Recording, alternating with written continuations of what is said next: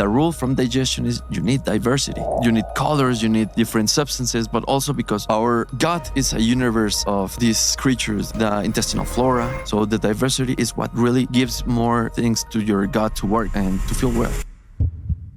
The idea of the microbiome not only breaks down food and decomposes it, but bacteria, as long as it is stuffing with energy of glucose, it transforms it also into other products. We call it postbiotics, these substances that can be pro-inflammatory or anti-inflammatory.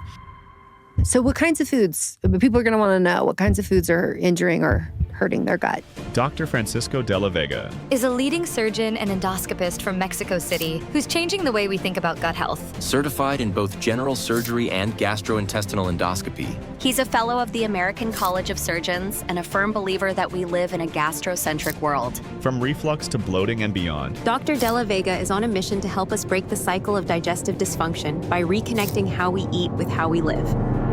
We all heard of celiac disease, and we do believe that it's like really common out there, and it's actually not, because it's not only the part of getting the villi hurt, it's having also immunological disease that manifests in your blood. The thing is, gas, bloating, bowel movements, what's normal and what's not normal. So what can people expect like day to day? We consider that normal. And what are the things that are like, it's time to see your doctor? First of all, digestion is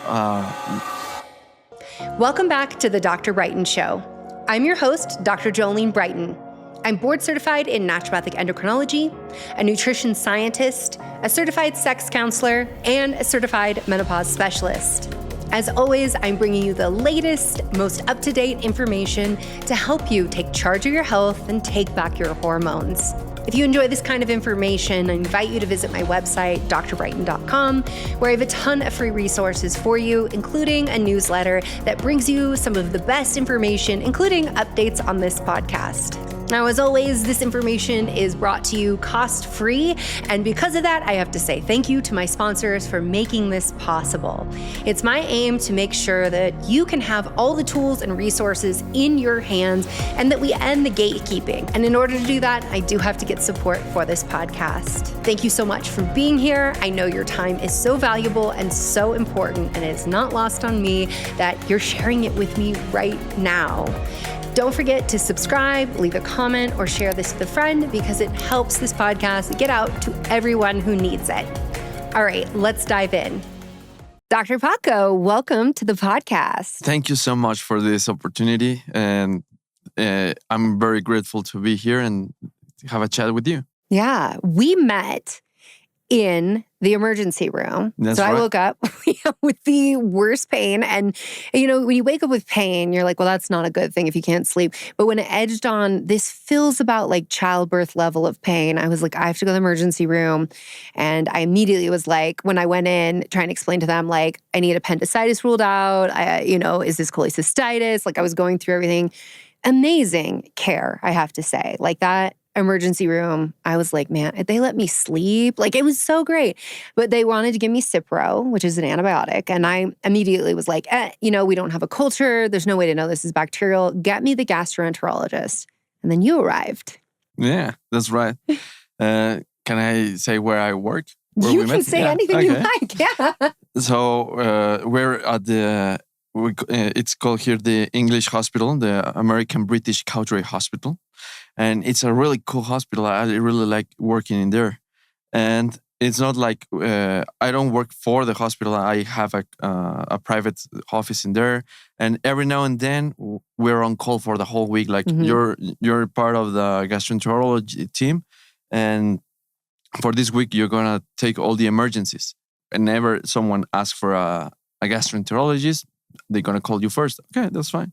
Actually, I do work for the gastroenterology work, but also I am a surgeon. I'm a general surgeon and an endoscopist. That's why I get in this part of this specialty. But for many years, I mean, even in the gastroenterology specialty and in surgery, abdominal pain is always a pain in the neck. You all are always trying to figure out what is it, and if it's something you have to take out, you have to take it out. But there are a lot of things in there that actually don't meet the right criteria, and they still get sometimes a surgery because some people just can't pin down what it is. And there are so many cases like yours, like you just get up and you have the worst pain in your life, and you're like, what is it? Yeah. And then you go to the ER. And this is a great hospital because you have the opportunity to actually get everything done really fast. Yeah. No, they did the CT, they had an ultrasound, they were doing everything. Yeah, you're going to roll out. Yeah. But I have to say, so you came in, and why I was like, I need to have you on the show is because, well, right away you started talking to me about like, there's this overgrowth that happens in the small intestine. I was like, oh God, it's SIBO. I came to the ER for SIBO. We're going to get into like what that is. But then you started asking me about my diet, talking to me about fiber, daily habits. And I'm like, in what world is this what you get in the emergency room? That never happens in the United States. And this often gets categorized as functional medicine or naturopathic medicine when you start talking about lifestyle and nutrition. And yet for you, that's just a given. That was something that you're like, this, of course, we're going to talk about your diet because we're talking about your gut health. Exactly. The thing is, the ER is a difficult place. And fortunately, I've never been in an emergency room in the United States, but all my friends have every now and then been there. And it's something like very different from the part we live here in Mexico. Because in Mexico, you get two types of medicine, the public medicine and the particular one. In public medicine, it's very, very similar because there is a lot of work and there's a million people out there in the emergency room. I've also worked there. In many cases, people were not only like bulked in, but they were even on the floor waiting for their turn. Even if they put them in IV, they just sit them on a chair and they give them their IV and they just say like, don't let the air get in or you will die. Oh gosh. It's not a real thing, but people do believe like it's going to happen something really bad. The thing is, there's a lot of work. And the thing is, in the emergency room, you usually get consultation from the emergency people. You know, they are specialists in emergencies, and they are also used to treating the things quickly. Yeah.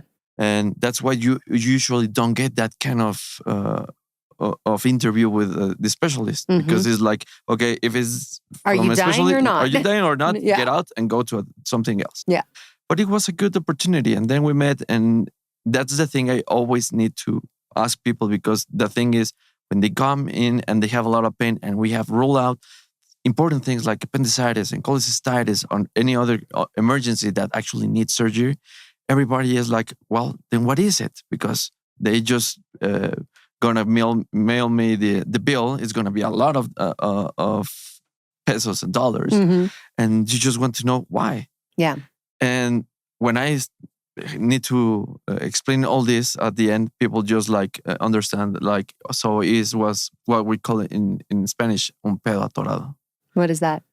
A stuck gas. Oh, yeah. And they are like, I can't believe that you're going to tell me that pain is only gas. Yes, it's only gas. Because all your nerves inside can be triggered just because everything is dilating. Is getting distended, is getting bloated. And the thing that most bloats very quickly, it's gas. Yeah. So we need to treat the gas. Even my son is one of those people that comes in the morning and he's like, Dad, I feel really bad and I really, my tummy hurts. And of course that I also believe that I need to be sure that it's not appendicitis. But my first rule is you have to pass the gas. Yeah. And almost immediately, he's like, okay. And then he just rips one off and he's feeling really, that's fine. Yeah. I feel well. Yeah. Well, let's talk about that.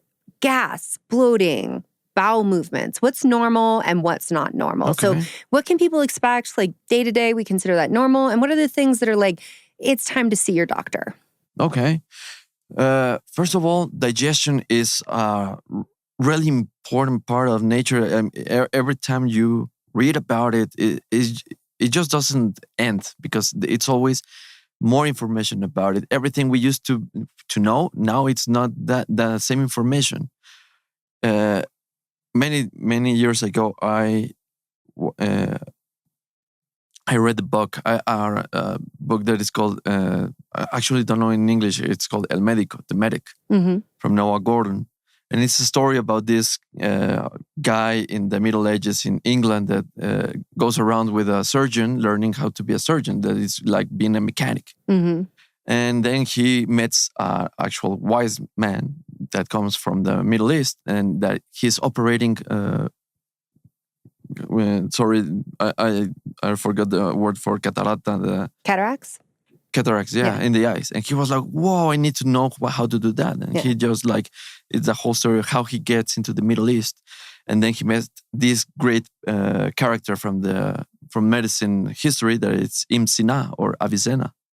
Is one of the great minds in medicine in the Middle East. And he just like starts being like a med student there. And I remember one particular story from the book where this man comes in and he's like in the emergency room of the palace, and he's in a lot of pain, and they get him a lot of things, try to work to make him eat, and he doesn't eat. And the master Ibn Sina asked him, well, where is he from? What does that matter?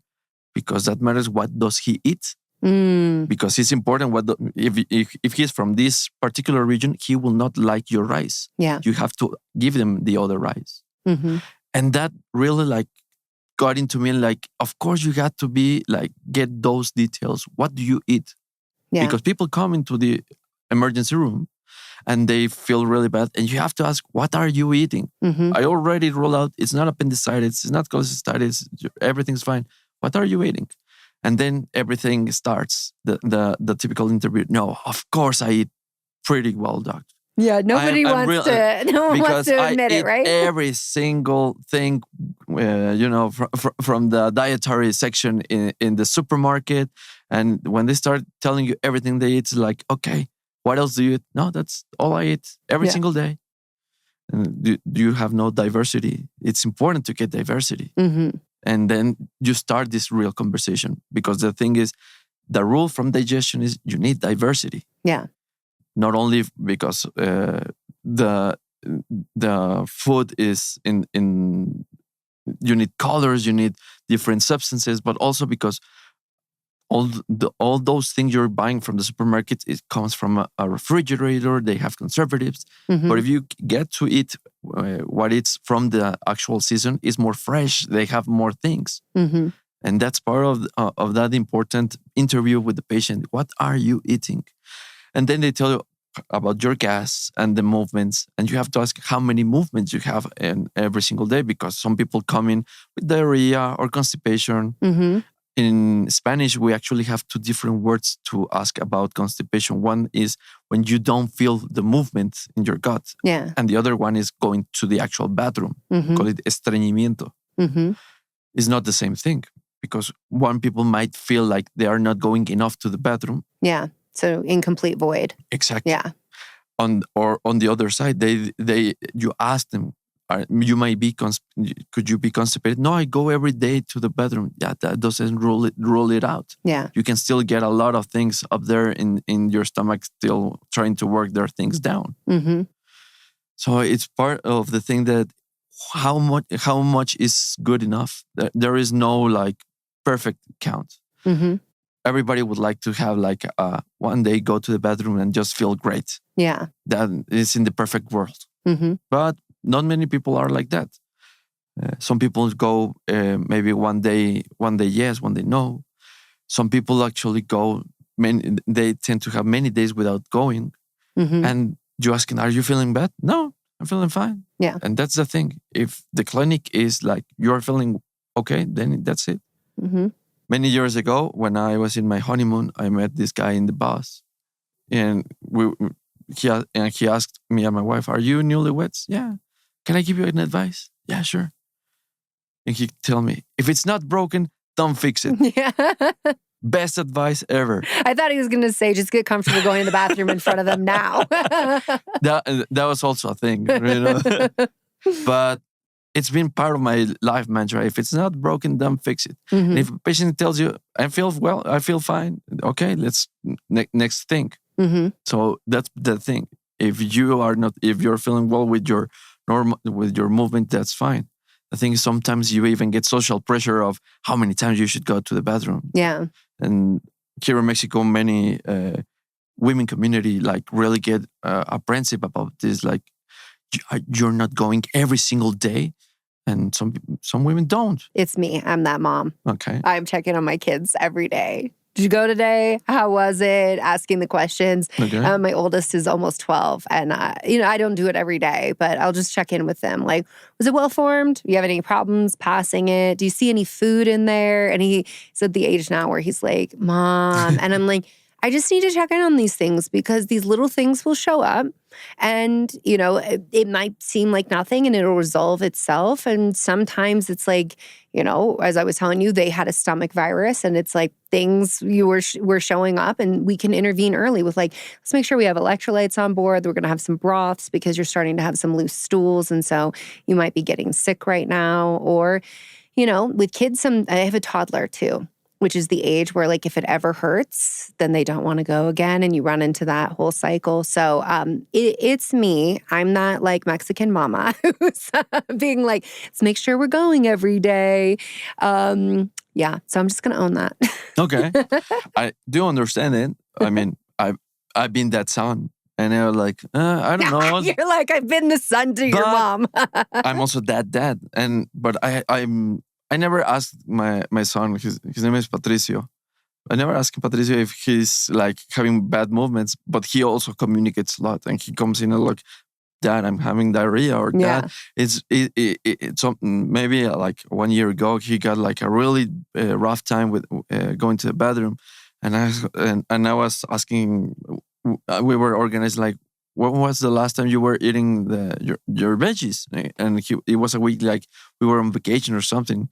He didn't have enough veggies. Mm-hmm. So the good thing is he actually likes broccoli. Yeah, that's what my toddler, that's his go-to vegetable, exactly. his favorite. So it's perfect. Like, okay, get some broccoli. And after a day of broccoli, he was going to bathroom like a mister. Yeah. So that got resolved pretty well. But I waited. Yeah. So he had to ask, because if you are trying to put an agenda on it, it's also you're gonna get like anxious about it. Mm-hmm. And sometimes that's part of what just stops everything. That's fair. And I think that's important for people who on social media see people, because there's people who are like, every time you eat, you should have a bowel movement. And I'm like, firstly, how inconvenient would that be if that's exactly how it was? Because we're not worms. It's not like we're indulging food and then just pooping out. Right. Okay. So what's the difference between a worm's gastrointestinal tract and that of a human? That's an awesome question, because it's not... I'm not a super science about this kind of stuff, but I've learned through the years. I remember that maybe in first year of medicine, when you learn about embryos and human developing, and you go through all the phases of human development, and they tell you that every single phase is part of the world evolution, because every part of you has been part of biology. Mm-hmm. Your tract could be like a worm. Yeah. The villi, it's like an anemone. Is that an anemone? Yeah, see, an anemone. I'm like, if I do this, like everyone knows. Anemonini. We have everything from nature lives in us. Mm. And yes, it's pretty much the same thing, because a worm, it's this living thing that, as long as it's stimulating its mouth and its anus, everything is engulfing and moving. That's peristalsis. Peristalsis is the movement from your bowel, but it needs to be stimulated. Mm-hmm. How it gets stimulated? With movement, dilatation. We start our digestion with how we drink water, because in the moment you start like moving your throat, it starts all the engine. Now we have a really big engine, meters and meters, feet and feet from it's fair to say meters. You're like people from the US with your metrics. Exactly. So it starts with having your first sip of water. Everyone is always like telling me that when should you go to the bathroom? Everybody goes in the morning. Why? because everybody starts their day drinking stuff. And we all take our first coffee, our first glasses of water, and that just starts the movement. Because coffee makes me go to the bathroom easily in the morning. It's not just the coffee. You actually, the whole movement of drinking, everything you have on your last phase of your colon is waiting there to be moved. So you start the engine, and that's the last thing you're going to start taking out. And that's part of the fasting process overnight as well that allows the migrating motor complex to sweep things through the intestines, which is the enteric nervous system. Exactly. Yeah. But it's also a problem when what you eat can't be digested correctly because maybe you come really late from work and you eat maybe at 10, 11 in the evening before going to bed. Then you have to get up at 4, 5. The things are still moving and you're like, I'm not going to a bathroom. Of course not. It's been only some hours. You need more. Yeah. Why? Because it's still in transit. I want to go back to the anemone though. You mentioned the villi. Yeah. What are those and why do they matter? Actually it's just like the form in how cells organize themselves inside the intestine.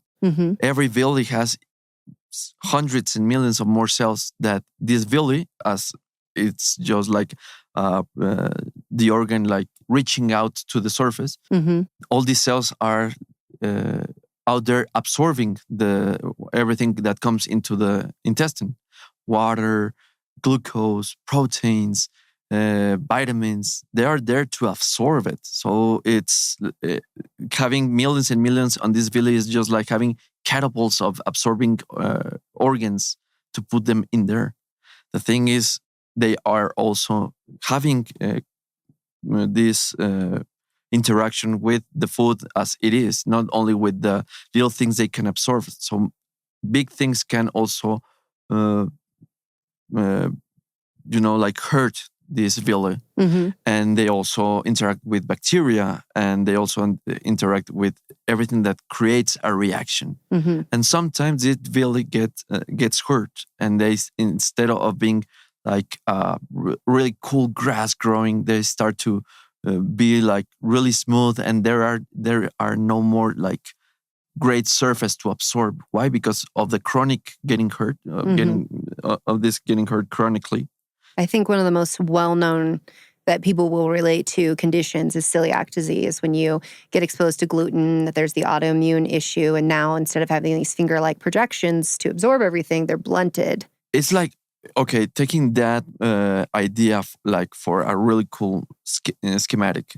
We all heard of celiac disease, and we do believe that it's like really common out there, and it's actually not that common, because it's not only the part of getting the villi hurt. It's having also antigen reactions. It's having a real immunological disease that manifests in your blood. So it's a really low percentage of people actually getting celiac disease.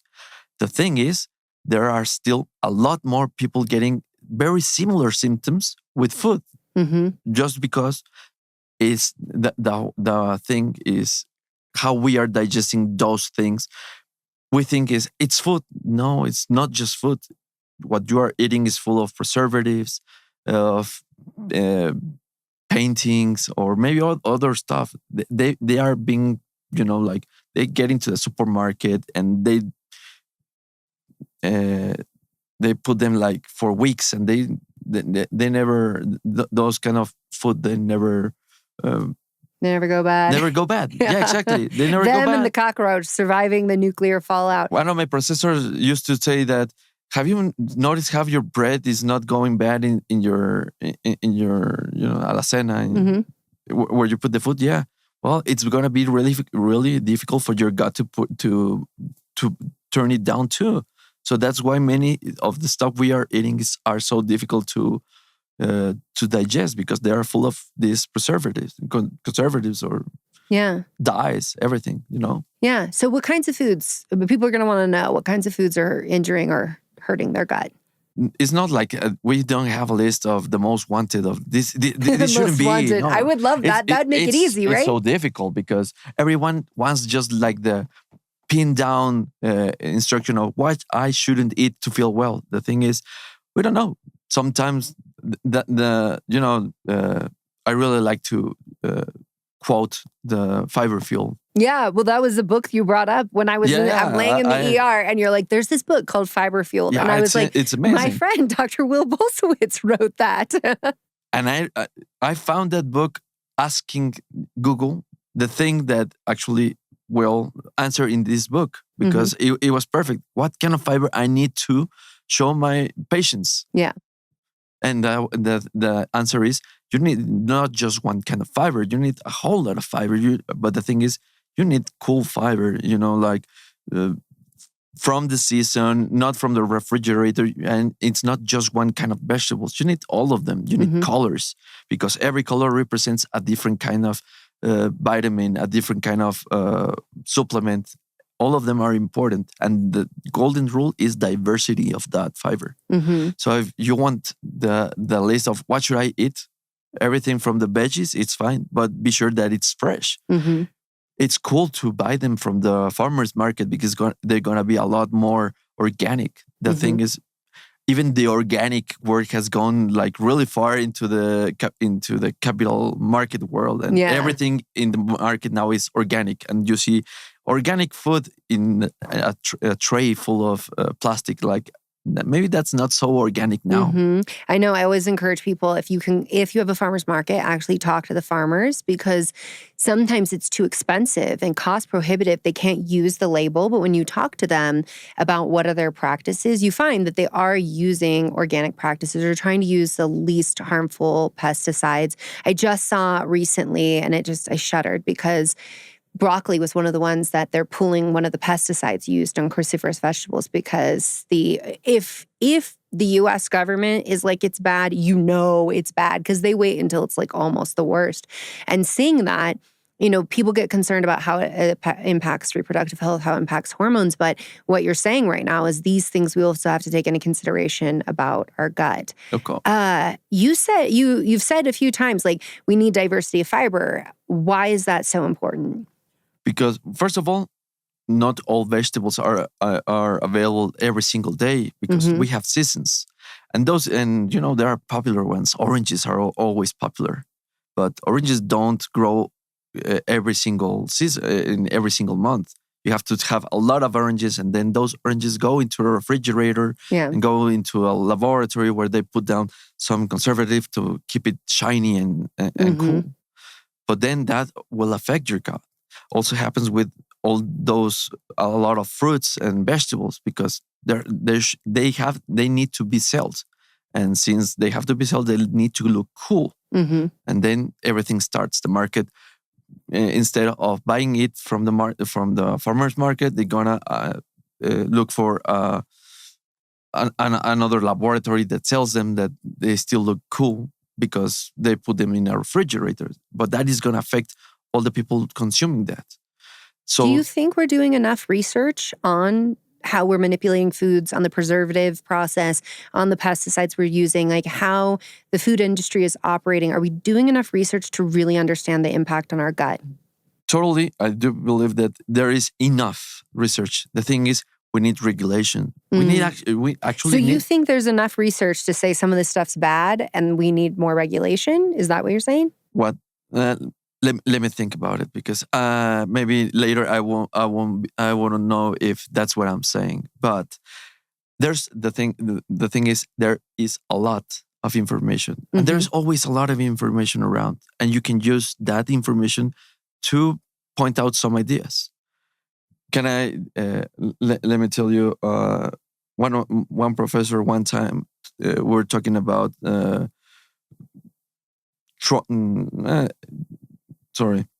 heridas de trauma. We were talking about accidents, and we were talking about the statistics. And he was like, I don't want to talk about the statistics. And we're like, why didn't you like statistics? Because statistics are like thongs. They show you a lot of stuff. Thongs, like underwear? Yeah, exactly. They show you a lot of stuff but not exactly the thing you need to know. That's a good And one. that's the thing with statistics. You get a lot of research, you get a lot of statistics, Yeah. but it's not necessarily what you need to know. Yeah. The thing is, we're not looking for truth. We're looking for what is comfortable for us. Mm-hmm. And not especially for us. The first part that is getting comfortable are the selling parts. So Yeah. those companies, they're going to use their statistics to say, my food is fine. Look, yeah, and statistically it's going to be okay. Mm-hmm.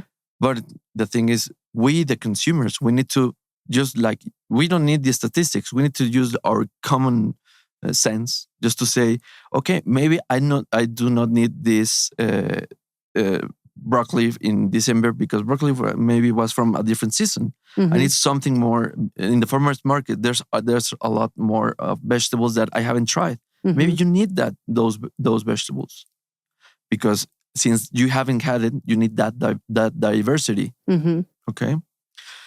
One other example: a lot of people come in near the summer here in Mexico, and they are like really nervous that they're going to vacation, maybe especially to Europe, and they are like really nervous, like I'm not going to feel well because I'm feeling bloated all the time. Mm-hmm. And I've learned that the best advice is to tell them, just go, enjoy it. You know what? Because the food over there is totally different. You need the diversity from there, and it's gonna help you. You're gonna feel really cool about it. The problem is when you come back and you're like, "Nah, I'm not feeling well anymore." Yeah, because you come back to your usual the same foods you buy every single week at the supermarket. Mm-hmm. So the diversity is what really gives more things to your gut to work and to feel well. And how does this impact microbial diversity? Well, let's first, what is microbial diversity? You mentioned it before. You said it matters. So what is it? Why does it matter? And how does diversity of food impact that? Our gut is a universe of these creatures that actually, like, we've always known they are there. We always call it like the intestinal flora, Mm-hmm. which is actually like intestinal fauna. Yeah. There are these bacteria, but also different kind of living things, from archaebacteria, maybe some fungus, not the ones that come to your skin and creates disease, but it's what we need to pour down the food, because actually your gut doesn't turn the food into poop. You need bacteria to decompose all that food. And as we see how everything in the world decomposes, inside your gut you also need that. So we need that microbiome, what it's called now. It's a universe and it's an ecosystem. And in every ecosystem, there are different strands of living things. Some are better than others. They are trying to survive because that's what life does. Mm-hmm. They have characteristics that some strands are tougher than the others. And they also have adaptations. These adaptations can come in eventually and create different clinical presentations. One idea that I actually try to look a lot from the Fiber Fuel book is what are postbiotics, because let's start from what you asked. What is this ecosystem? These are the biotic universe inside of us. What people know as probiotics often. Well, we know the thing is probiotics are like the item you try to buy at the pharmacy or at the supermarket, but it's actually just part of you. Is the ecosystem, and you need it to maintain regularity in how you decompose the food. If you just go into the pharmacy and get more probiotics, you're actually just putting more animals in this zoo. Mm-hmm. The thing is, if your zoo is already packed, you're just like putting a lot more problems. Mm-hmm. So you gotta feed those animals. You gotta feed those animals. The thing is, you feed them with prebiotics, which is actually fiber. They're also selling prebiotics, like get your prebiotics. Like you could also get just food, regular food, and that fiber is prebiotic.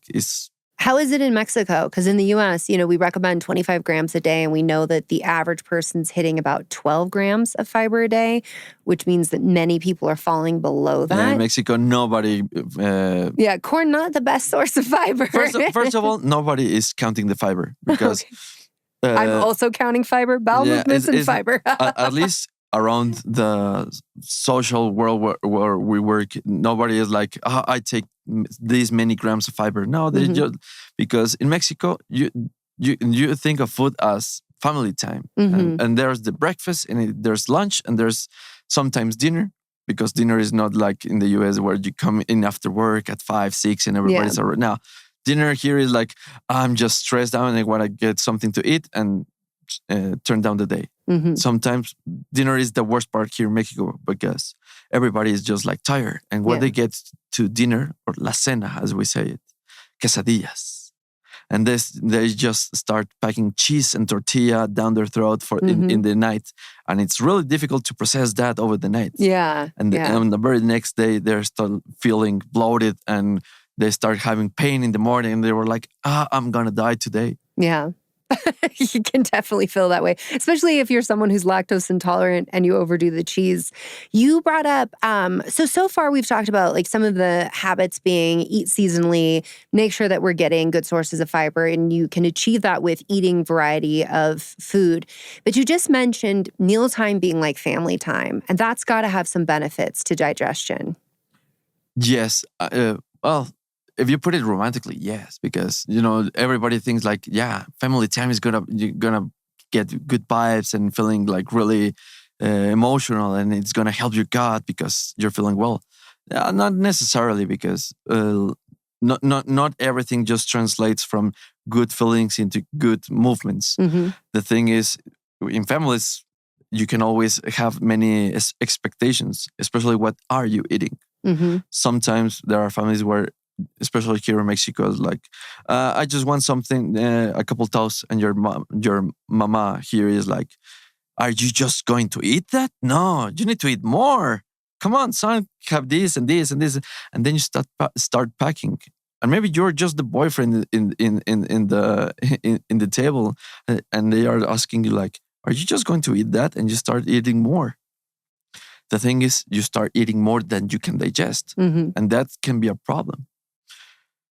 Sorry, I just want to... so you're like, mama, stop being food pushers. But I was more alluding to the fact that if you slow down and you actually make time to eat your meal rather than being in the car. That's different, because you're talking about those beautiful family moments where you slow down. And not getting hassled.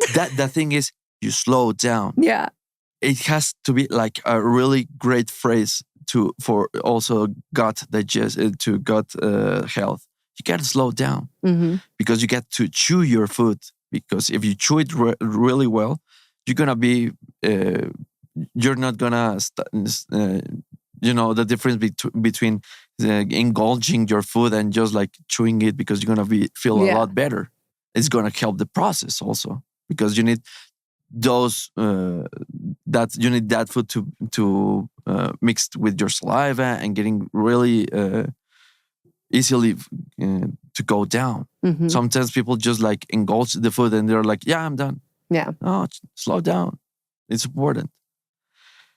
Taking a little step back, because we talk about the probiotics and the prebiotics, I also needed to tell you what I found most important about the fiber fuel book. Oh, the postbiotics. The postbiotics, because it's a really cool idea, because from all these strains of bacteria, some of these bacteria are creating postbiotics that are pro-inflammatory, but some of them can be anti-inflammatory. And that's why I tell the importance I tell to the patients are like, you need those diversity to give stimulation to the anti-inflammatory probiotics in your gut, because you need to feed them well. If you just take the meats and the lactose and the cheese and the wheat, you're just feeding only one kind of probiotics, and they can almost be always pro-inflammatory. So you need a lot more fiber. And they sometimes, like we say in Spanish, me tira de a loco. They call me crazy. Like, are you going to tell me that I only need to eat more veggies? Yes. Gut health is how you eat. It's just like simple as that. You don't need more vitamins. You don't need more probiotics. Please don't go to Costco and find the 1 million probiotics flask just in front, like, oh, they have 4 million probiotics. Like, it doesn't matter if they sell you 10 billion probiotics. The thing is, you already have yours. Yeah. You just need to feed them well. Mm-hmm. Instead of taking those probiotics from Costco, maybe go to the veggie section. They're also full of refrigerators, but at least it's better than the flask of probiotics. Yeah. And so I'm curious, you've established we have to feed those critters first. If you're not feeding them, then probiotics are a waste. Is there ever a time you use probiotics? Yes. This is really like the important part of researching about probiotics, because they are so popular. Mm-hmm. Everybody just like ask, I'm gonna get a probiotic. Like, no, why not? Because they are not vitamins. When do you need them? When you take antibiotics, because antibiotics that actually are substances that get absorbed in your stomach, and then they go to your blood and they go into the tissue. When they go to the gut tissue, they're going to be toxic from the part where actually probiotics start to grow at the root of them. So even the good and the bad probiotic, the microbiome in there, they all get raised down. Mm-hmm. But the most important is maybe the tough ones are going to brought out first, and those are the pro-inflammatory. So you have to give more tools to the anti-inflammatory probiotics in your gut. If you pour down the ecosystem in your gut, you need to put them a lot to put good probiotics, and that's something I want to like pin down as which would be my advice. If you're going to take a probiotic, first of all, you need to have an indication. That means that you need to know why you're going to take it. Mm-hmm. And a doctor that is a specialist, not because he's a know-it-all doctor, because he works with that. He knows what is going to happen if it goes well with you, but he also knows what is going to happen if it goes bad. That's the specialist part. No, everybody can just give a prescription and tell you, take that because it's good. No, you should know what can go wrong and how are you going to repair that. Yeah. Yeah, because there's some cases that you take a probiotic. So, for example, small intestinal bacterial overgrowth, or SIBO. Exactly. And somebody takes a lot of lactobacillus thinking that's going to solve their problem. And that can actually result in a lot more gas, bloating, exactly, because pain. you're putting more animals in the zoo. Yeah. I love that analogy, more exactly. animals in the zoo. Yeah, I want to talk a little bit about some of the newer research that's come out in terms of the gut-brain connection. Okay. People are often, they'll say things like, oh, the majority of your serotonin is made in your gut. Therefore, that serotonin is influencing your brain. And as we know, that's for motility. That's not actually, your gut's being stingy. It's got serotonin for its own agenda. But there is a connection between the gut and the brain. Can you speak to that? Yes. And it's like one of those like things like is really new, but it's not that new because we've always known it for a long time. Mm-hmm. But then this research just like gives a lot of people ideas to talk about. And the thing is, there are a lot of ideas, but actually no like practical or treatment ideas, or more like ideas like steps to use them. Mm-hmm. First of all, the idea of the axis between gut and brain.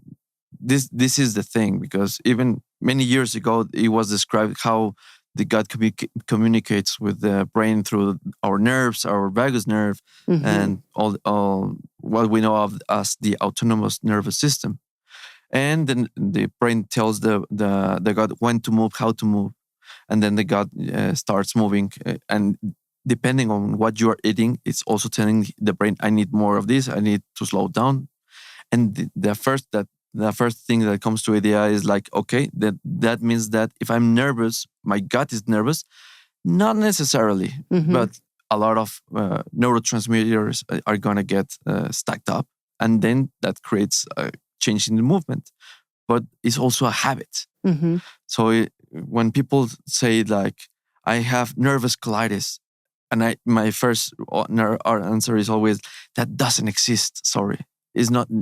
you can't tell me that because you are nervous, you're getting colitis because, I know you're anxious. Maybe you're you're having bad moments in your life, but I'm pretty sure that the guy in the cave many millions years ago, they were also nervous about what they're going to eat, or maybe if they have a saber-toothed tiger around, they were like all bloating into the.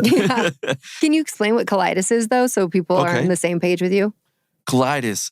Actually, colitis is more of a colloquial word, like something we've been like used to say it, like, oh, my colon is feeling this bloating. Mm-hmm. But when I go into a colonoscopy, I go inside and I don't see the colon tissue like no inflammation, no swelling. Yeah. So there is no actual colitis. Mm-hmm. That what we are just like trying to say, like, I'm feeling bloated, and that's a symptom, not actually a disease. Mm-hmm. And that's pretty normal because it's getting filled up with gas. But we like in the informal way, we call it colitis, or if we're feeling like more like in the upper part, we call it gastritis. Mm-hmm. Maybe you get in that moment with an endoscopy, you see the stomach and the stomach is feeling okay. It's like looking cool. Mm-hmm. I have no gastritis. No, because what we are calling gastritis is actually how you feel, the problem in the upper part. Like maybe you're feeling not bloated, but you have pain in like in. So like indigestion like in the indigestion, you call it gastritis. Maybe it just at the end you should go to the doctor and he's like, oh, it's not gastritis, it's functional dyspepsia. Mm-hmm. And you're like, what's that? Gastritis. It's just like a translation of your symptoms into something more relatable word. Mm-hmm. Okay. So when people say, I have gastritis, I have colitis, your work as a doctor is to actually make that research through the interview and ask, what is he eating? What is happening? Mm-hmm. To say, okay, it's not just colitis. It's maybe irritable bowel syndrome. And you need to make these changes. Mm-hmm. But my colon is fine. Yeah, it's fine. Because this happens, yes, when you go, maybe you're having 45 years old, 55 years old, and you're like, could it be something else? Well, it's part of the investigation. We need to see more. But I also get patients from maybe 18, 19 years, maybe 16 years old. Mm-hmm. And they're like, do I need to get a colonoscopy? And I was like, hell no. Yeah. You don't need more. You don't need this kind of investigation. You're just a kid. Yeah. You need to eat veggies. Mm-hmm. Maybe you have to get some, I can fix you up with something to slow down the pain, to slow down the bloating, and that will help. But as long as you start eating the vegetables, everything is going to rail down. Mm-hmm. So the thing is, when you're thinking about taking probiotics, you actually need to think: am I eating well enough that I need to take from the food section instead of the pharmacy section? Yeah. Actually, I have a great story. The other day, I was in my house, and my kids don't see open cable TV now. They see YouTube. Mm-hmm. And he's watching. It's such a novelty, right? When you end up in a hotel and your kid's like, what is this? Yeah. And why can't I just watch it when I want to watch it? What's the commercial about? Exactly. And then we're preparing, me and my wife were preparing dinner, and he just starts yelling, Mom, can I take a probiotic? And I was like, hell no. What are you watching, boy? And and now the YouTubes, they also have, we've been there. They're also getting all the ads, and you can skip it. Mm-hmm. And the kids are getting those ads. And one of those ads is from a brand of probiotics that are putting animations and like, we're like vitamins. No, you're not. But like vitamins, you shouldn't be. And they don't get regulated. Here in Mexico, you need a prescription to get the antibiotics. Yeah. You don't need prescription to get probiotics. Mm-hmm. And everybody's just like buying probiotics like they are vitamins. They are not. Mm-hmm. They can give you SIBO. They can give you more problems that you actually have. Yeah. So you need to get an antibiotic. You need an indication. You need a specialist, but also that specialist needs to give you exactly which probiotic you need, because not all of them are the same. Mm-hmm. you need to take them for a special kind of, for a special time lapse. You just don't start like, oh, take probiotics, never call me again. No, that happens, and that shouldn't happen. Yeah. Because you're going to give a probiotic. Okay, take them for 1 week, for 2 weeks, tops. That's it. Never take them again unless I tell you so. Mm-hmm. And people just, I ask them, have you been taking probiotics? Yeah, I started 6 months ago and I'm still taking them. I still feel bloated and I have a lot of diarrhea. Well, no shit. No, there's a lot of shit. So I'm interested though, you said that if somebody says like, I get nervous and I have digestive symptoms, what you're saying is that you're not causing the inflammation just by being anxious. But there are people who are like, I definitely have colleagues who are like, I could never speak on stage or have a camera because like I get digestive upset, like just thinking about it because I'm so anxious. It's a really cool topic, because it's not like I will not tell you categorically anything like this is not like correct. No, of course it also happens. Mm-hmm. We all know that we somatize. When your emotions go into something particular, some people get like they start stuttering. Maybe you get palpitations. Maybe you get just like gut feelings, and you're like, I'm not feeling anything because you are conditioned that way. The thing is not like nervous causes that. Mm-hmm. That would be like saying like in every single human being, if you get nervous, you're gonna get stomachache. No, not all of them. Mm-hmm. But some people get conditioned with that. Yeah. So it's normal if you have it, that's how you are. But what I always want to, when somebody tells me I have nervous colitis, mm-hmm. What I'm telling is we need to, I need to ask you more about what are you experiencing? Yeah. Because it's not like maybe you are feeling nervous, yes. But if you're feeling well all the time, you need there is something more. And and here is the other big idea I want you to give. More like emotions get into your stomach. Emotions turn into habits because when you get emotional, you start doing things. When people are nervous, they start eating maybe without actually getting, like feeling conscious of what are you eating. Yeah. Up there in the 14th floor, I work there in a clinic. And I know. In you're the right. clinic, You're like right up there, just exactly. a couple floors up from us. In this clinic, we work a lot from 8 a.m. maybe to 12, 1, 2 p.m. Mm-hmm. We have no refrigerator for food because, there is not like we have food in there, but there are cookies. Those beautiful cookies full of marmalade, like tarts. Mm-hmm. They're really like when you are working and you haven't got a really good breakfast, it's like those are the best cookies. Yeah. And suddenly, if you don't control yourself, you find yourself eating maybe 6-8 cookies between in the whole day because you had a really big day with procedures. Mm-hmm. And then in the afternoon, I can start feeling bloated, and I was like, I haven't eaten in the whole day. Oh no, I did eat, and I only ate cookies. Yeah. And that's the thing. That just went from 6 to 8. Yeah, and that's the thing with what we call stress. The thing with stress is like you're focusing on so many things, on one thing with your work, on your family, that maybe you start eating stuff you haven't actually think what you are eating. Mm-hmm. You have chips around, you have cookies, maybe you have a sandwich, maybe you got something that somebody else gave you. And you're like, I haven't eaten the whole day. And you start thinking back and like, okay, no, I did eat and I did this and this and that. I had soda, I had this. And then you start remember all the things you actually ate. And you are like, maybe I'm feeling bad because all those things that I eat. And that's the thing. Anxiety maybe just gives you habits on how you eat, how you drink, or maybe how you keep all the, that fasting. Because maybe it's not like I'm fasting because of how you call this intermittent fasting. Yeah. You're just fasting because you have a lot of work. And then the work lays down and you're like, okay, now I have I'm really hungry. Yeah. And you start eating a lot and a lot more of what you should have eaten. Why? Because you didn't plan your food correctly, and now you're really hungry, and maybe you don't even have the right food. What do you have? I have a sandwich, you have McDonald's, I have pizza in the fridge.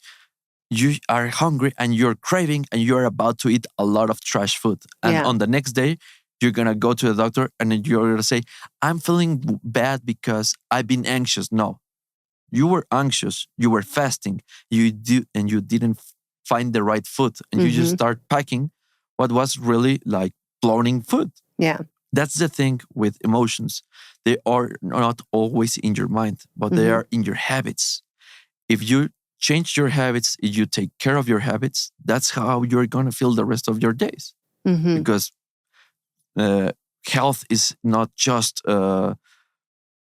something you get, it's something you do every day. To have health, you need to be planning your foods and seeing, okay, I want to eat well. That means you need to buy good food for your refrigerator, and you need to know how to prepare it and when to prepare it, because all the veggies all goes into the into the drawer. In the drawer. I call it the el cajón de los buenos sentimientos. Like I really want to eat well, but I don't have the time. So you buy a lot of veggies, they go into the drawer and they just go bad in there. Instead in your gut, they go bad in the drawer. Yeah. I was like, I can't eat this. They're already decomposed. My husband will testify that it's usually at least weekly I'm getting on him about you have to put things in places where people see them in the fridge. Exactly. Because if we don't see it, we will forget about it and we'll pass it up. And so, we got a head of cabbage and he shoved it all the way in the back of the fridge and it was like behind all this stuff. I'm like, no one will eat that. You have to, it's bright purple too, but you have to put it where we see it in the drawer so that when you open up the fridge, it's right there. And so sometimes it's not just buying the food and knowing how to prepare it, but also being strategic and out of sight, out of mind. We have to have it there. We have to see it. And I even encourage people, you can write it down in your phone, you can put it on the fridge, but if you can just have a little bit of a plan of I bought these things, let's make sure that I'm going to use this cabbage by this day or broccoli or, and just thinking ahead. I think there's a lot of really great resources online for meal prepping on weekends to help people be successful.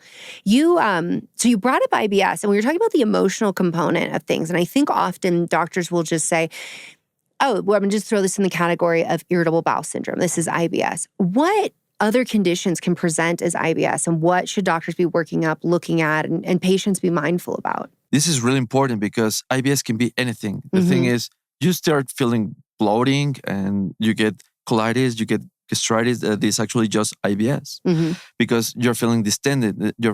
You're being uncomfortable. Maybe your colon is not moving well. You have a lot of poo just stacking up and the rest of your gut is not moving well. So your stomach starts not emptying itself well.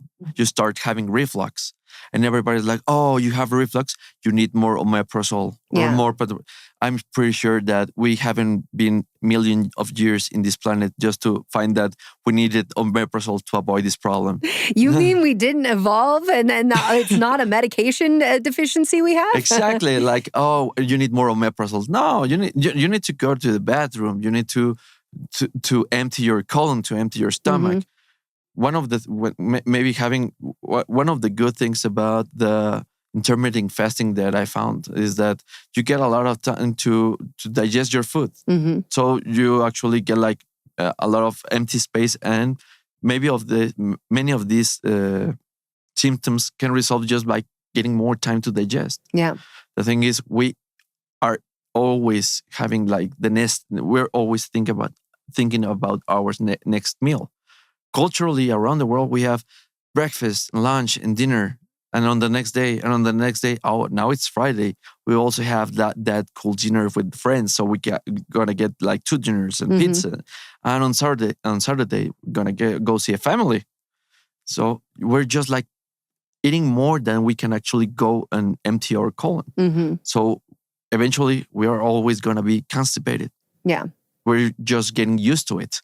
But we maybe need more time to empty stuff and give time. And that's the first part of maybe those irritable bowel symptoms are just constipation. Mm-hmm. Assessing irritable bowel syndrome should be like we call it not discharge, but descarte. When A throwaway diagnosis. A throwaway diagnosis. Yeah. It should be the last thing to say, okay, we need to, like what's happened to you in the ER. You had abdominal pain. Well, we first need to see that it's not appendicitis You're or not going to die. that you're not going to die. Surgery. Okay, after that, we are cleared. Now Yeah. you get treatment.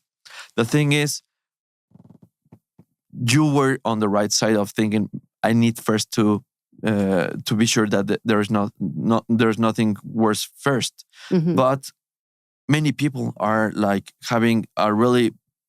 they work a lot and they start having these symptoms, and they're like, I don't have time to feel bad, and I don't have time to go to the doctor. I don't have money to go to the doctor or buy more medicines. I just need to walk it off. Yeah.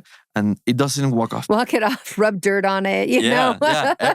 And that's why. And I mean, maybe eat a little dirt with your food. That might be good, but don't not rub like dirt that on exactly. it. But the thing is, we give that we don't put attention to those symptoms, and maybe those symptoms are telling us something. It's not the same thing when you have abdominal pain with my 8-year-old son, or with you, or maybe someone with 65 years old.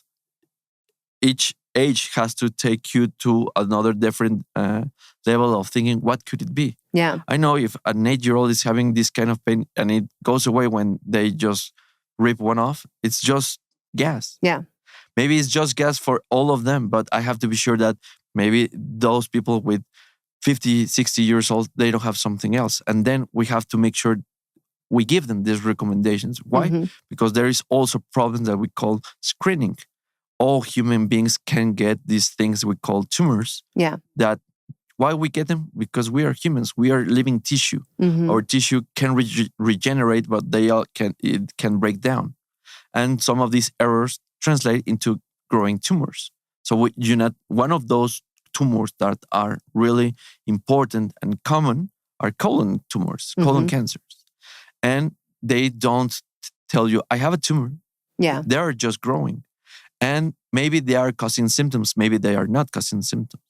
But if someone comes into the office and tells you, Doc, I'm feeling bad and I'm feeling bloating and I have diarrhea, maybe it's just IBS. Maybe it's something they ate. Maybe they are not eating enough vegetables. But you have to be sure that they are also getting their screening. Why? Because it can be that, it can be something else. But which people should go through this? Well, the recommendation right now is if you go, whenever you turn 45 years old, you're on the way to get a colonoscopy. Why? Because you're human. You can get that. And we see all those stories around the TV, the actors that got that were diagnosed with colon cancer, and he was so young. Yes, he was very young, very young. And all of us can get that problem. That's why we need to start screening. There's been concerns being raised, though, that people are getting colon cancer at a higher rate and younger than before. What do you think's going on with that? Because we are exploring more. Maybe maybe it's always been like that. But people are getting more screening. We have more colonoscopies. People are like getting into it like, okay, I need my colonoscopy. And they find this and they get the diagnosis and it can be treated. That's the miraculous part, because colon tumors can be treated with surgery, with immunotherapy, with chemotherapy, and you can just like get it resolved, get it solved. It's something you can actually find and treat and get cured. That's the important part. Yeah. But it starts like, if you're feeling you're feeling bad in your stomach, okay, start thinking, what are you eating? And if it keeps up with this, you need to get checked. Yeah. And you need to get checked with with a specialist. The thing is, that's the difficult part. Not many people can get to the specialist. When here in public medicine, to get to the specialist, you first need to get to the general practitioner. Also in the States, You first need a note of the doctor, and then they will tell you to go to the specialist. But that depends on the how many spaces you have, and that's the difficult part because people should get screened, should get interviewed. They should be like, okay, I talked to the specialist and he tells me this. But the difficult part is reaching that specialist. There are not so many specialists about this, and that's the most difficult part because then everybody ends up with Dr. Google. Mm-hmm. And the bad thing about Dr. Google is that he can give you a special advice. Now we have the AIs that actually have like more, they can give you more information. Yeah, but it's not necessarily individualized. No, And exactly. But it gives you the idea. It does. And I will say, I do encourage people like use Google, look at all of that, but also understand that if you don't know what to ask, if you don't know the right thing to search beyond that. So if someone sees you, you have a whole list of questions you're going to go through. You're going to ask them all of these details, and maybe somebody might not know how to piece all that information together. When we're talking about IBS, we know that endometriosis, which is a chronic reproductive condition, but really, that's how it gets categorized, to be fair. It's a systemic condition. It's where are you familiar with it? Yeah. Okay, good. Just making sure. But we know that it can present with symptoms of IBS, and often that can be the early symptoms, and women will be told you have IBS and not be worked up for that. But you brought up SIBO as well. So I just wanted to mention that for people, especially because if you're having painful, heavy periods, pain with ovulation, your doctor says IBS, it may be time to see the gastroenterologist and really investigate further with that. SIBO, small intestinal bacterial overgrowth. We've mentioned it a few times. Okay. I had it. You diagnosed me with it. We treated it. Let's tell people, like, what is that? And how often, are you seeing that, the bucket of IBS was really a case of SIBO? Okay. First of all, you said it well. SIBO stands for small intestinal bacterial overgrowth. And it's not just a diagnosis. It's like the idea of what actually causes irritable bowel syndrome or dyspepsia, dysmotility. Mm-hmm. The idea of the microbiome is like this feature of us not only breaks down food and decomposes it, but we all know that bacteria, as long as it is stuffing with energy of glucose, it transforms it also into other products. We call it, we talked about postbiotics, these substances that can be pro-inflammatory, or anti-inflammatory.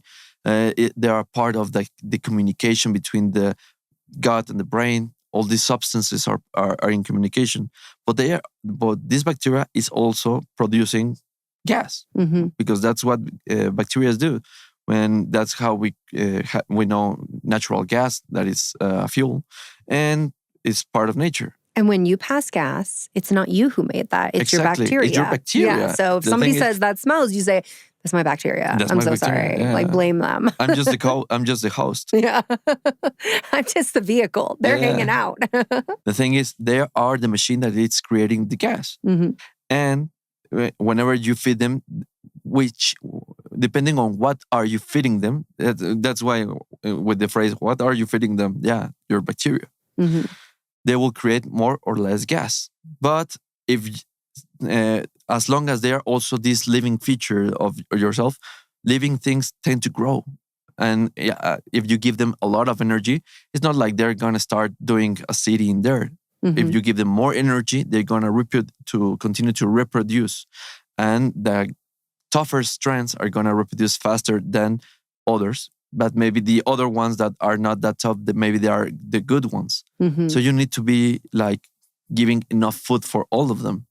But if you're just giving some kind of energy, maybe just lactose, dairy products, and meats, maybe you're just giving energy to one strand of bacteria that is overgrowing. And as long as it's overgrowing, it's creating more gas. We're not going to get into your gut and start counting how many of you are in there. No. Yeah. We just have to ask which is the clinical manifestation. This person has a lot of gas. Well, maybe he's creating a lot of gas. Mm-hmm. We need to give it time to to help him to clear it out. He always have gas. Well, we know of treatments, we know of medications that can affect the creation of gas. One of my favorites is called simethicone. I'm always like prescribing it because it's like really, it's a safe medication. You can buy it over the counter in the States, here in Mexico, in Europe. Whenever you start feeling feeling bad in the stomach, you can ask for simethicone. It's something that you don't absorb, and it's a substance that goes into your gut, just like cleaning for the gas. It disintegrates the bubbles of mucus and gas, so you start feeling well really fast. And as long as you treat the gas, people start feeling better, and that's the clinical manifestation that you are treating overproduction of gas, which can traduce into the idea of SIBO, of overgrowth. Yeah. So those organisms with SIBO, they're not bad organisms. No. But they should be predominantly in your large intestine. So what are they doing in your small intestine? Like, how are they getting there? What's happening? First of all, we don't have a rule it shouldn't be in there. They can be there. Why? Because it's a gut. But we have an overgrowth, which is the name. Yes, but it's actually it's just the idea. What we are seeing is gas, and you are treating gas, and the idea that you are treating those bacteria, and if the patient gets better, then you're positive, like, yeah, I'm doing the right thing. Not because you have a culture, not because you have a test, a positive test. For example, in America, to diagnose SIBO, you need this test of lactose breath test. Lactose breath test, exactly. And then you get the diagnosis, and then you get the treatment. Here in Mexico, we don't have it. Yeah. And then you just give direct the treatment, which is, if it is positive, then it's okay because the patient is getting better. The thing I just want to say too, when we talked about the testing, I was like, I don't want the testing, because if you've got it, it's going to make it worse. It's you're going to feel provocative, worse. And you're going to feel worse. And also, it delays the time before you can start treatment. But, exactly. Yeah. And I'll just ask you, what do you use for the treatment of SIBO? How do you approach it? I use a substance called rifaximin, which is more like an antibiotic, but it's an antiseptic. Yeah. So the difference is, an antibiotic, as I told you before, it's a substance that is going to get absorbed in your stomach, get into your bloodstream, and then go to the tissues. And wipe out anything it can. And wipe out everything. That's why if you get a prescription of ciprofloxacin or any other antibiotic, it's going to affect the good and the bad cultures in your Plus gut. The impact on mitochondria, the side effect profile, and rifaximin. Exactly. I think people right away think rifaximin, antibiotic, bad, but you're saying it's not, antiseptic. It's an antiseptic. Yeah. So instead of getting absorbed, it just gets it just goes flowing into the gut. It doesn't get absorbed. So the interaction between the rifaximin and the bacteria is directly. It will affect more the part that is over, like the lining of the mucosa. So the part that is is still intact, the part in the bottom where they are all where is the roots of the microbiome. So it's a little more safer to use the rifaximin to treat the overgrowth, because it's actually on the surface. Yeah. And it will give you space. The thing is, it gives you space. It's not gonna black out your intestinal flora. The thing is not to black it out, just to give it space. If you slow down the production of gas, you start feeling a lot more space, and then miraculously, you get you start feeling like, oh, I want more food. And I tell the patients, you have to be really careful, because with this treatment, you're gonna feel well. You're going to get hungry, and you're like, what are you going to eat? Yeah. And this hungry is something you have to invest, not to just buy something and say, oh, I want chips. No, you have more space, then eat more veggies, because those veggies is going to be the part of you not coming to see me every single week. Yeah. There's a lot of people who, once they get a SIBO diagnosis, they're under the impression they need to be on a low-FODMAP diet indefinitely. What do you think about that? Low-FODMAP is not it's not a diet. It's a it's a strategy. Mhm. When you go with a specialist in nutrition and tells you what are you going to do, we're going to go through a low-FODMAP, which is we're going to start low and then going back to those same foods, but with steps. How long would you keep someone on low FODMAP and then start the reintroduction? Actually, the thing is, this is a really like difficult part with the patient because it's like an it's a horrible way to eat too. It's not fun, right? No. And people shouldn't stay like, I'm going to eat like this forever. No, you're going to get, you start low and then you start getting your food back, but in steps to see what actually is triggering these things. Yeah. So it maybe can take maybe a month, maybe 2 months.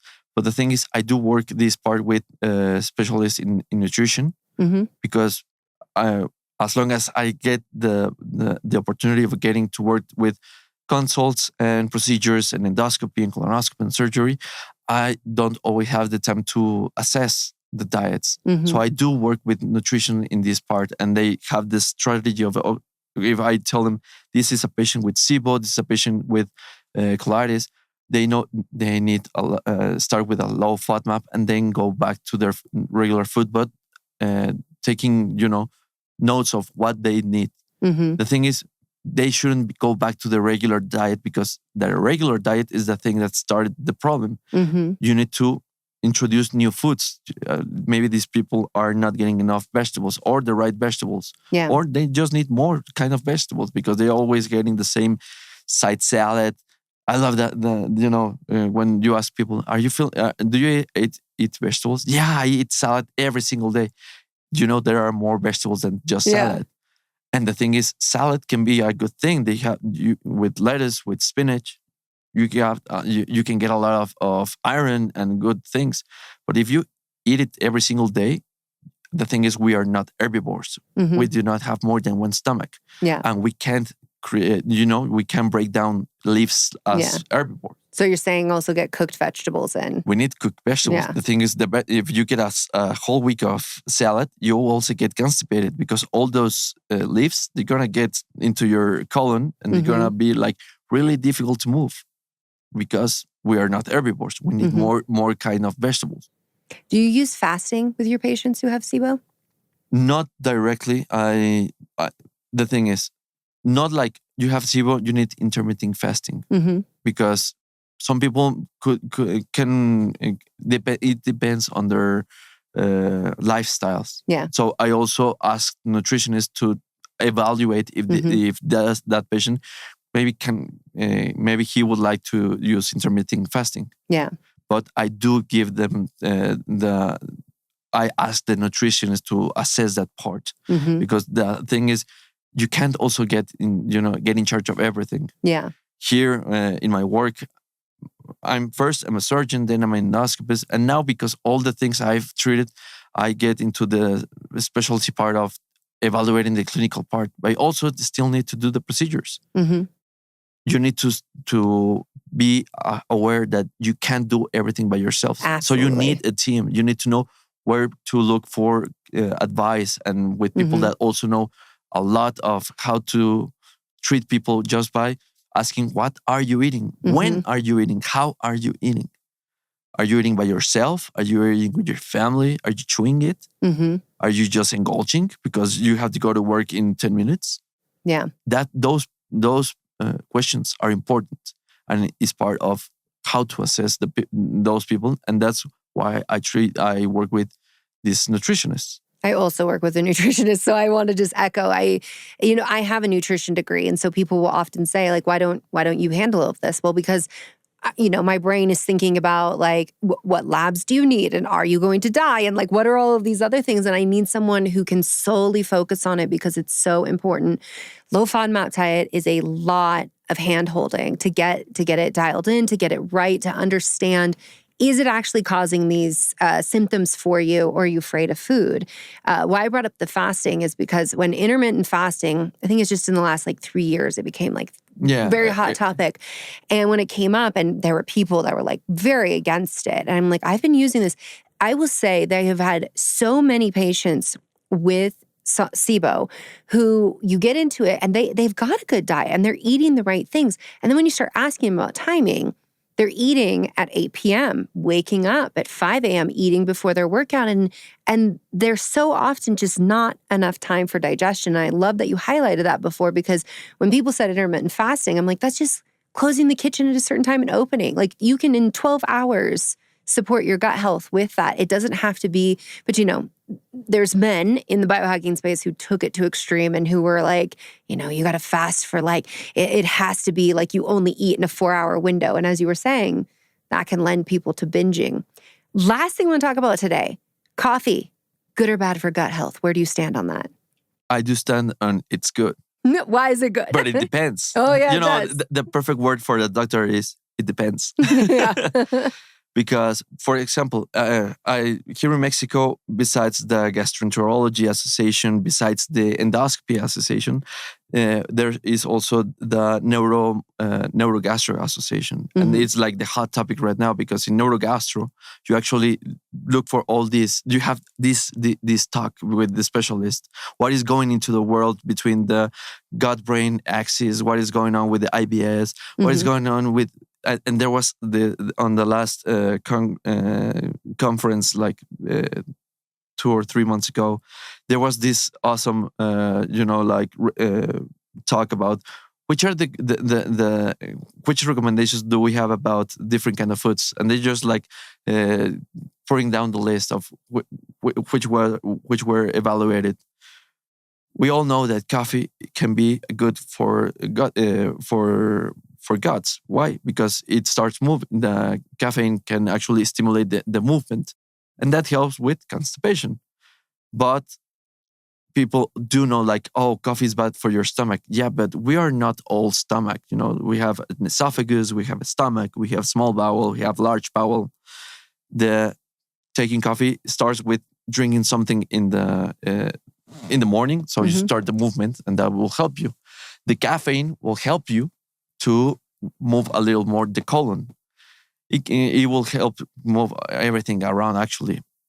The problem with coffee is that usually after the first coffee, it comes maybe the second coffee or maybe the third coffee. And you're not taking an espresso, you're taking the venti super size coffee. And after 3 sizes of those coffee, you realize you haven't taken anything but coffee and not water. The thing is, coffee and any other thing we drink is just it's something concentrated, and that can irritate the lining, the mucosa, and that creates overgrowth, and that creates irritation of the lining.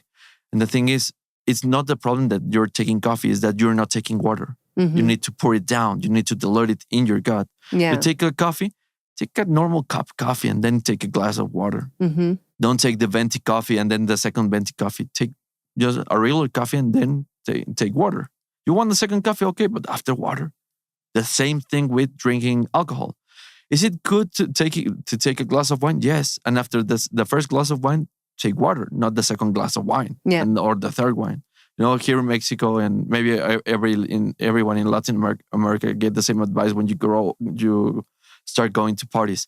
After, if you're getting a drink, take water. It's gonna help to avoid getting drunk really fast. Yeah. But it's a good advice, because with coffee, with soda, with drinking alcohol, take water. Everything that can actually stress your gut, you just need to dilute it, to move it. So what we actually need is more water. If you're having dinner, it's gonna help down.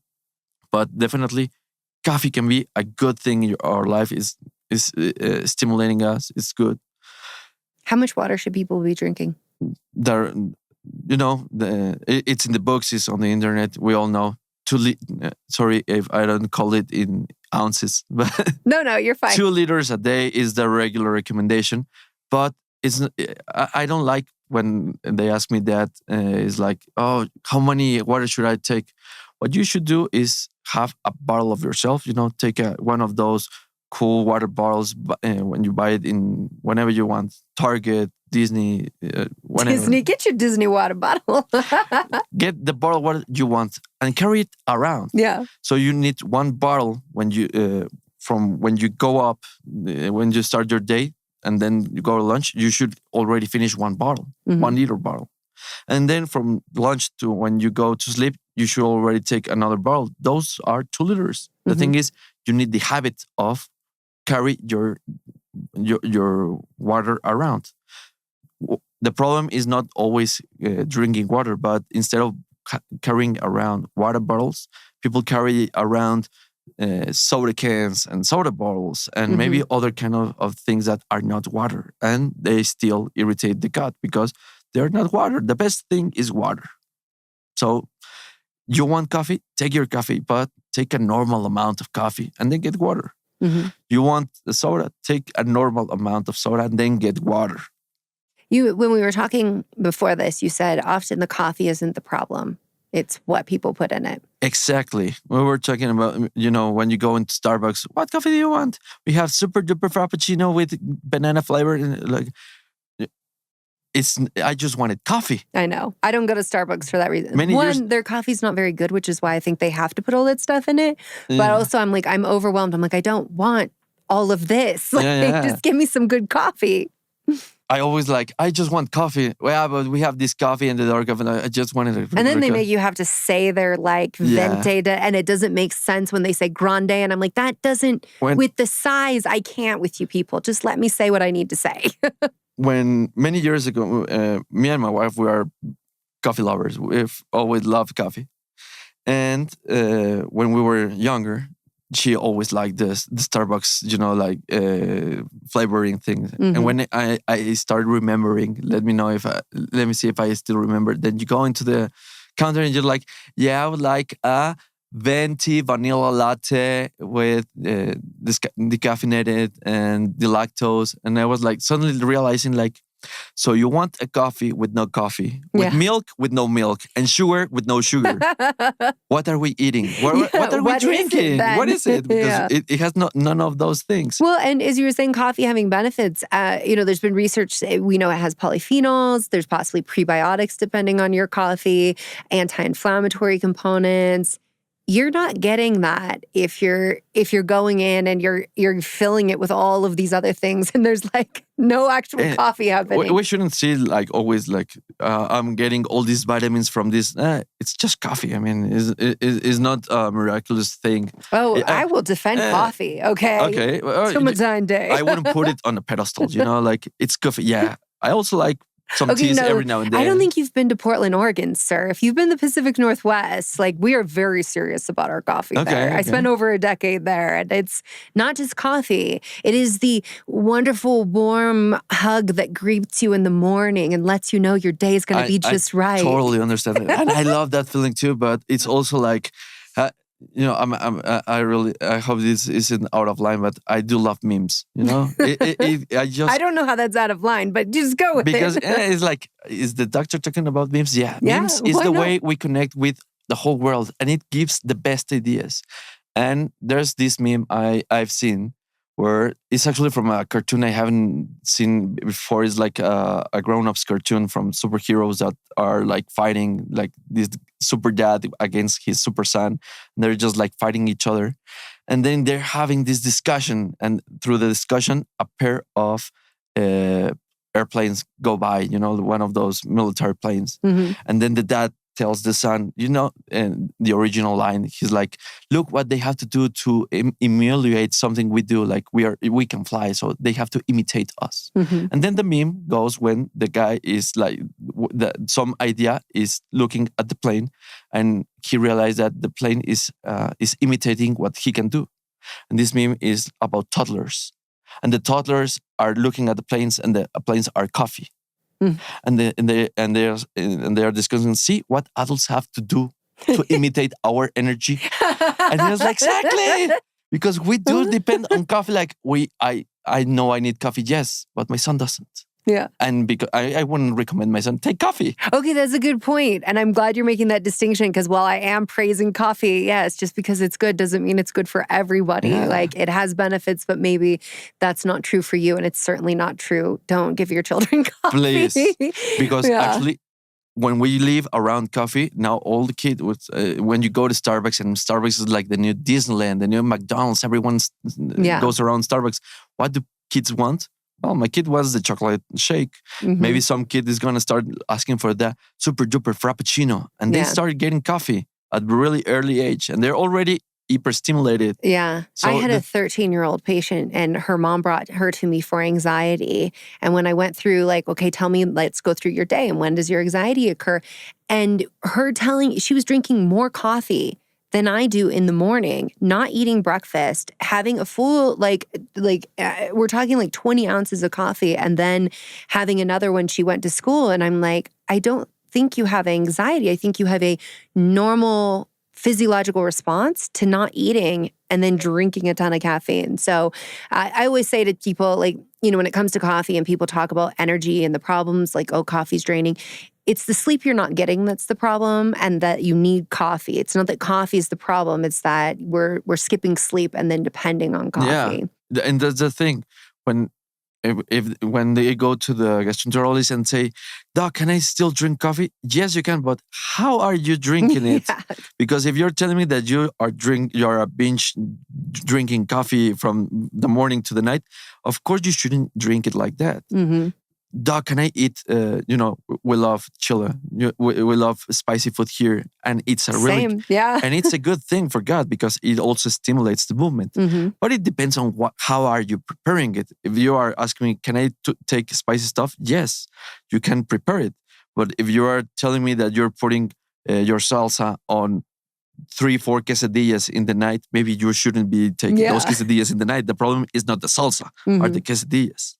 So everything depends. You need to ask patient, is this good or bad? Well, it depends how are you using it. Everything should maintain in control. Yeah, food can be good, but you need to diverse it. You shouldn't take the same food every single day. So, like when you're a kid and you just want to eat Cheerios with ham in the morning. Ham? Yeah, when kids... I'm like, you're eating Cheerios and ham. I'm like, if you were just going to say Cheerios. When kids start like having those kind of weird meals, like, I only want that like for the next 3 weeks. You were calling me out, though, in my childhood. I did have my Cheerios binging phase. Okay. Not ham, though. I do know some, kids that what do you want for breakfast? I want bread with beans. And that was their breakfast for like 2 months. Like, you need something more? No, I just want that. You need more. And then because that's what you actually need. And that is like, okay, he's a kid. Yeah, I also know adults that only get the same thing every single day. You want to feel good with your gut health, you need to get diversity. And that's another bottom line I want to share. To take care of your food is not about restriction. It's not about saying, Doc, I don't take irritations. I don't get coffee. I don't get spicy food, and I'm still feeling bad in my gut. Why? Because you need to take care of your food. I do take care of my food. I eat the same thing. Yeah, you need to start planning your food. You want that diversity. It will not come by itself. You need to buy it. You need to put it in front of yourself, like you said. Instead of putting it in the back of the refrigerator, you have to put it, like, maybe prepare it when you get from the market to the house, you prepare it and then you have it for yourself. That is about taking care, is planning, having your strategy. It won't get by itself. So you want to have, you need to do it smart. So plan it, put it, and prepare it. If you're still not feeling well, maybe about 2-3 weeks with having a good diet, you need to talk to a specialist about it and see maybe it's a SIBO, maybe it's a tension, maybe you need some medication for a moment, and then it will help you to go through it, and then you restart the planning part. But the thing is, you need to plan it. Everything comes by the good thing. You need to do it by yourself. So stop thinking that going to a gastro he's going to restrain everything I eat. No, my advice is plan your food. You want something you like, okay, but don't eat it every single day or every single night. You like pizza, okay. eat it on the week, one day on the weekend, but not every single night. You know, when you get pizza, the best part of getting pizza in the night is you get pizza on the breakfast and pizza on the next lunch. And then you're like, oh, maybe I shouldn't have that pizza last night. Yeah, because you've eaten it for 3 meals now. Yeah. So you need to plan that kind of things. You want to gut health, you got to plan it. And you get to get rid of all those bottles of probiotics from Costco and recommendation. Like you don't need more. The problem is you don't need the probiotics or the omeprazole or all those medicines. Maybe you just need to plan your food and get a good advice and just like help someone that directs you on the right path. I love that. This has been a fantastic conversation. I'm going to put all the links to where people can find you, but share with people, where can they find you if they want to learn more, follow your expertise, your advice, and your memes? Thank you so much. Actually, I'm not that of a publisher on social media. I do have an Instagram that helps when someone Googles it. It's Doc Paco de la Vega, Doc like DOC. Paco is the short name from Francisco here in Mexico, in Spanish-speaking countries. Paco de la Vega. You can reach me there. My email is delavegamd@icloud.com. And I do not publish a lot because I don't get someone in charge of that. So I put something every now and then. You just got to get your memes out there. Just get your memes out there. Yeah, I used to do that, but then I just got a lot of work and I didn't do that anymore. But whenever someone reaches me and they have these questions and they want can I get a video consult or something? If you want to chat, you can chat through the Instagram. It's fine. You have a question, I will answer it. Maybe we can chat in a video call. That's fine. It's not like, do I need to make an appointment? No, I do take care of my Instagram account and my emails. I don't have assistance for that. But everyone has questions, I know. And if anyone wants to take their particular cases, I will always be sure to give them those answers. Okay? Okay. Well, Dr. De La Vega, thank you so much. Have a great day, and thank you so much. It was really fun. Hope that the way I talk in English is not like really confusing or something like that. You were great. You were fantastic. Okay, thank you so much. Yeah. I hope you enjoyed this episode. If this is the kind of content you're into, then I highly recommend checking out this.